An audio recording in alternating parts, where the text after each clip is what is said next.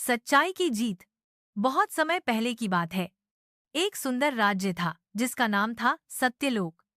सत्यलोक का राजा धर्मसेन बड़ा ही न्यायप्रिय और ईमानदार था। उसकी प्रजा उसे देवता के समान पूजती थी। राजा का एक सपना था कि उसके राज्य में सच्चाई और ईमानदारी हमेशा बनी रहे। वह जानता था कि जैसे जैसे समय बीतता है, लालच और झूठ जैसे विकार बढ़ते हैं।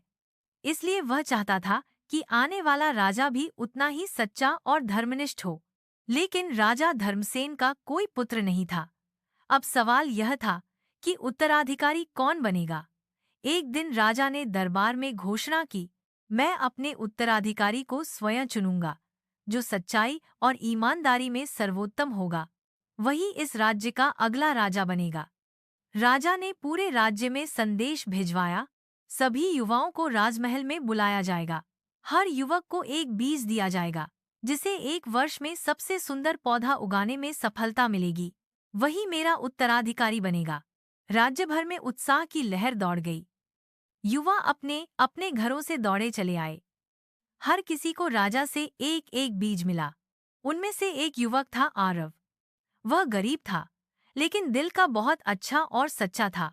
उसे भी एक बीज मिला। आरव ने घर जाकर एक सुंदर बर्तन में मिट्टी भरी, बीज बोया और दिन रात उसकी सेवा में लग गया। वह उसे धूप दिखाता, पानी देता, मिट्टी पलटता। लेकिन हफ्ते बीतने के बाद भी बीज से कुछ नहीं उगा। उसके सारे साथी अपने अपने पौधों की तस्वीरें दिखा रहे थे। कोई कहता, देखो मेरा पौधा फूलों से लद गया है। कोई कहता, देखो मेरे पौधे में फल आने लगे हैं। पर आरव के गमले में बस खाली मिट्टी थी। लोग उसे चिढ़ाने लगे, तू राजा बनेगा, तेरे तो पौधा भी नहीं उगा। आरव दुखी था, पर उसने सोचा, मैंने पूरी ईमानदारी से कोशिश की है। जो भी होगा सच्चाई से सामना करूंगा। 1 वर्ष बीत गया। राजा ने फिर सभी युवाओं को बुलाया। दरबार में दूर दूर से सुंदर सुंदर पौधे लाए गए, रंग बिरंगे फूलों से सजे बड़े बड़े वृक्षों जैसे मजबूत पौधे। सभी युवक गर्व से अपने पौधे लेकर खड़े थे। और आरव, वह हाथ में खाली गमला लेकर वहां खड़ा था। शर्म से उसकी आंखें झुकी हुई थीं, पर उसका मन साफ था। राजा एक एक कर सभी पौधे देखता गया। हर पौधा पिछले से ज्यादा सुंदर था।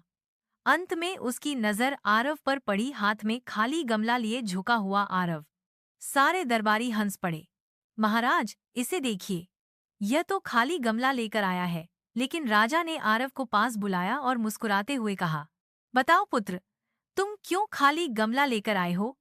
आरव ने सिर झुकाकर उत्तर दिया, महाराज, मैंने पूरे मन से बीज बोया, हर दिन पानी दिया, देखभाल की, लेकिन पौधा नहीं उगा। मैं झूठा पौधा लाकर आपको धोखा नहीं देना चाहता था, इसलिए वही लेकर आया जो सच्चाई थी। राजा की आंखों में चमक आ गई। उसने सिंहासन से उठकर घोषणा की, यही मेरा उत्तराधिकारी होगा। आरव ही सत्यलोक का अगला राजा बनेगा। सभी दरबारी और जनता आश्चर्यचकित रह गई। राजा ने मुस्कुराते हुए कहा, जो तुम सबको बीज दिए गए थे, वे उबले हुए बीज थे। उनसे कोई पौधा उग ही नहीं सकता था। जो भी मेरे पास सुंदर पौधे लाए हैं, उन्होंने झूठ और छल से काम लिया है। केवल आरव ने सच्चाई से काम लिया है। जो सच्चाई से नहीं डरे, वही राजा बनने योग्य है।